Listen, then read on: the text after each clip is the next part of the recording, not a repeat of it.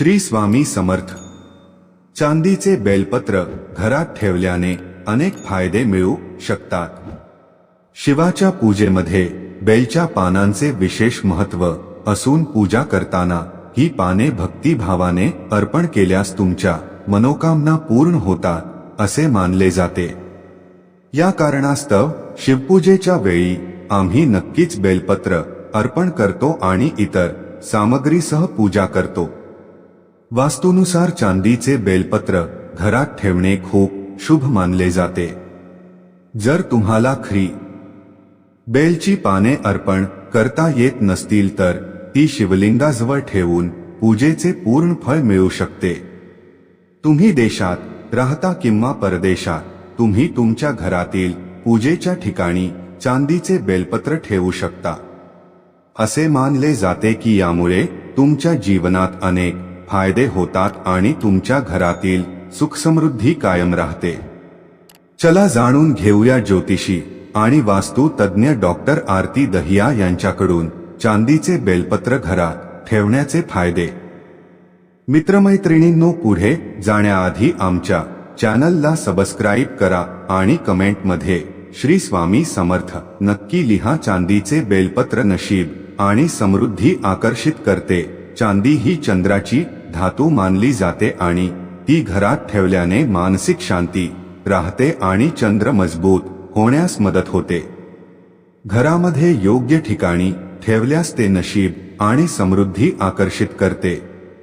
भगवान शंकराच्या कपाळावर चंद्र विराजमान असल्यामुळे चंद्र बलवान असेल तेव्हा त्याला भगवान शंकराचा पूर्ण आशीर्वाद मिळतो। यासोबतच चांदीचे बेलपत्र हे भगवान विष्णूशी संबंधित मानले जाते, त्यामुळे याला घरात ठेवल्याने भगवान विष्णूचा आशीर्वाद मिळतो। चांदीचे बेलपत्र नकारात्मक ऊर्जेपासून संरक्षण करते। वास्तूमध्ये असे मानले जाते की चांदीच्या धातूमध्ये सकारात्मक शक्ती असते, म्हणून या धातूचे बेलपत्र तुमच्या घरातील नकारात्मक ऊर्जा काढून टाकण्यास मदत करते आणि ते कोणत्याही प्रकारची सकारात्मक ऊर्जा आकर्षित करते। घरच्या मंदिरात किंवा इतर पवित्र ठिकाणी ठेवणे शुभ मानले जाते। चांदीची बेलपत्रा देखील चांदीची धातू म्हणून घरात शांतता आणि सौहार्द वाढवते, शीतलता प्रदान करते। ते घरात ठेवल्याने सकारात्मक वातावरण निर्माण होते आणि अनावश्यक भांडणे टाळण्यास मदत होते। चांदीचे बेलपत्र आरोग्य आणि आनंद वाढवते। वास्तूमध्ये असे मानले जाते की चांदीचे बेलपत्र आरोग्य आणि आनंद वाढवते। घरात ठेवल्यास घरातील लोकांचे आरोग्य चांगले राहते। त्यातून बाहेर पडणारी ऊर्जा शरीराला ऊर्जावान ठेवण्यासही मदत करते। तथापि हे देखील महत्त्वाचे आहे की ते एखाद्या ठिकाणी ठेवावे, यासाठी आपण वास्तु तज्ञाचा सल्ला नक्कीच घ्यावा।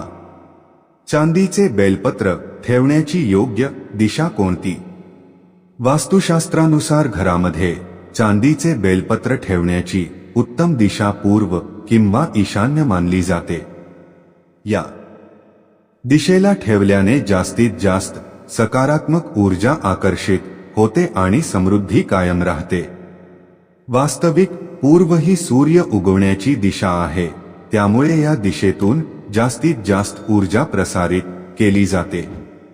चांदीचे बेलपत्र शुभ मानले जाते आणि ते नशीब आणि समृद्धी आणते असे म्हटले जाते।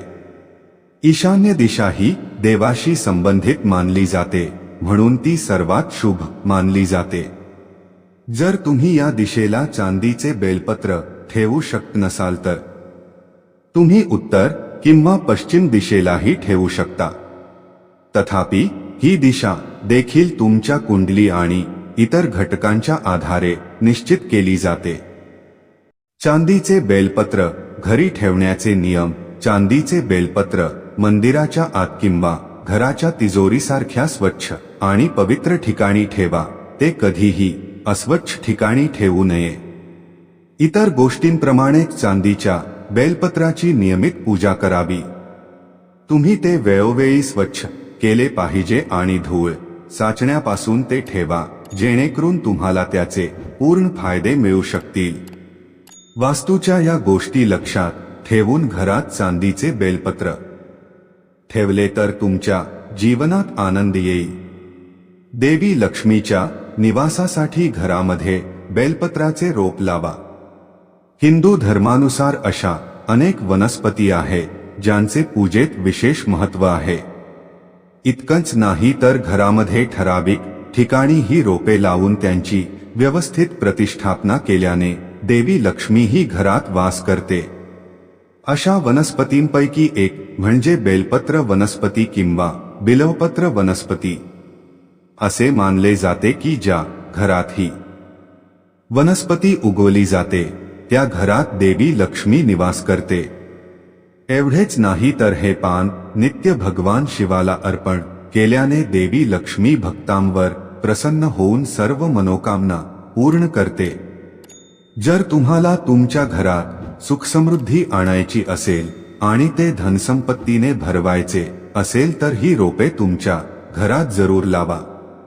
बेलच्या पानामुळे घरात पवित्रता येते, शिवपुराणात सांगण्यात आले आहे. यानुसार ज्या ठिकाणी ही वनस्पती उगवली जाते ती जागा किंवा घर काशी तीर्थक्षेत्रासारखे पवित्र आणि पूजनीय स्थान बनते. अशा ठिकाणी देवी लक्ष्मी निवास करते आणि सर्व पापांपासून मुक्ती मिळते. किंवा घरे सर्व प्रकारच्या व्यवस्थेच्या बंधनांपासून मुक्त आहे. ज्या घरात बाईलचे झाड आहे त्या घरात राहणारे सर्व सदस्य शाश्वत पुण्य प्राप्त करतात. बेलीच्या रोपातून देवी लक्ष्मी घरात वास करते. असे म्हणतात की शिवाला बिल्वपत्र अर्पण केल्याने लक्ष्मीची प्राप्ती होते, कारण बिल्वपत्राच्या मुळाशी लक्ष्मी वास करते. म्हणूनच त्याच्या झाडाला श्रीवृक्ष असेही म्हणतात. तिची पूजा केल्याने आर्थिक लाभ आणि लक्ष्मीची प्राप्ती होते. असे म्हणतात की ज्या घरात ही वनस्पती उगवली जाते त्या घरात देवी लक्ष्मी वास करते आणि घर धनधान्याने भरलेले असते.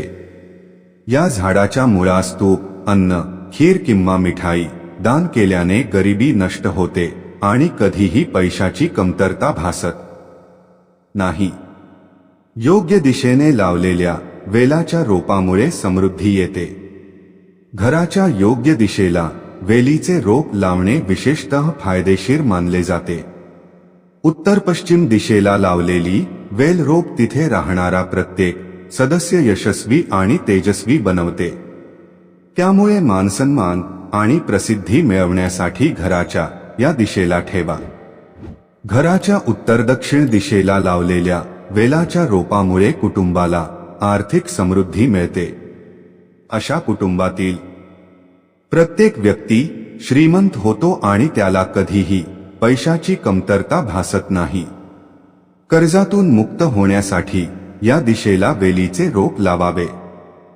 बेलचे पाने केव्हा तोडू नयेत असे मानले जाते की अष्टमी, अमावस्या, पौर्णिमा तिथी किंवा कोणत्याही महिन्यातील सोमवारी चुकूनही बेलपत्र तोडू नये. सोमवारी बेलपत्र अर्पण करायचे असेल तर 1 दिवस आधी फोडून ठेवावे. ते पुन्हा धुवून अर्पण केले जाऊ शकते. जर तुमच्या घरात बेलपत्राचे रोप असेल तर तुम्ही त्याची पाने तोडून 1 दिवस अगोदर ठेवू शकता, ज्या दिवशी तुम्ही ते तोडू शकत नाही. वरील सर्व कारणांमुळे तुम्ही घरामध्ये बेलपत्र नक्कीच लावावे, ज्यामुळे लक्ष्मीची तर कृपा राहतेच पण शिवाचा आशीर्वादही मिळतो. स्वामी भक्त असाल तर चॅनलला आत्ताच सबस्क्राईब करा आणि कमेंटमध्ये श्री स्वामी समर्थ नक्की लिहा आणि हा व्हिडिओ सर्व स्वामी भक्तांना शेअर करा.